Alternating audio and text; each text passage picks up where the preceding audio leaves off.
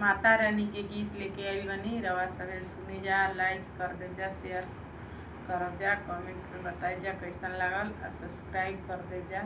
जय माता दी।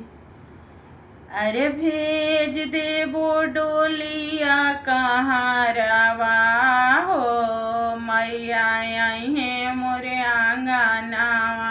अरे भेज देबो डोलिया कहाँ रवा हो, मैया आई है मोरे आंगनवा। आई है मोरे आंगनवा, मैया आई है मोरे आंगनवा। आई है मोरे आंगनवा, मैया आई है मोरे आंगनवा।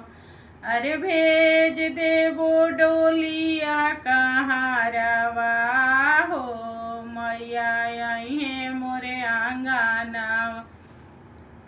डोली के कहार मोरा ससुर जी बनी है। डोली के कहार मोरा ससुर जी बनी।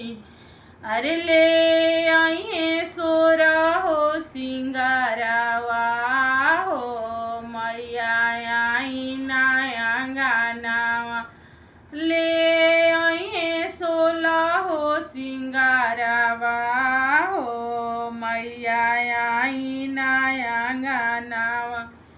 आई ना आंगनवा, मैया आई ना आंगनवा।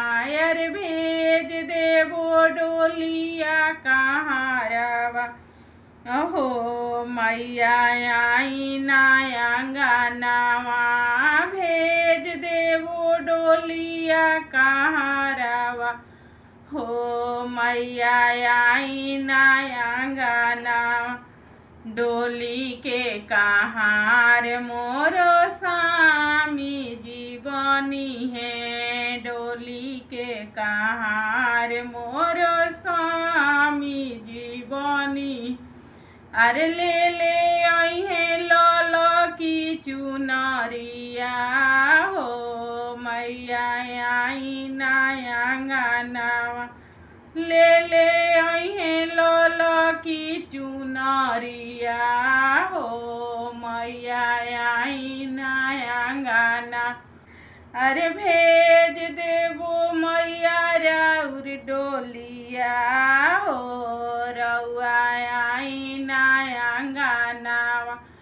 डोली के कहार मोरो बेटा जे होई है। डोली के कहार मोरो बेटा जे होई है। अरे ले आई है छपन भोगवा हो, मैया आई ना आंगनवा। ले आई है छपन भोगवा हो, मैया आई ना आंगनवा। अरे भेज दे डोलिया कहाँ रवा हो, मैया आई ना आंगनवा। डोली के कहार राउर भक्त सब होई है। डोली के कहार राउर भक्त सब होई। अरे चढ़ाई है रौरा जोड़ा नरियलवा हो, मैया आई ना आंगनवा।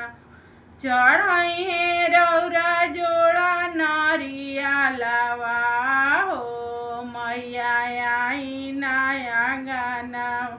अरे भेज देबो डोलिया कहाँ रवा हो, मैया आई ना महली। जय माता।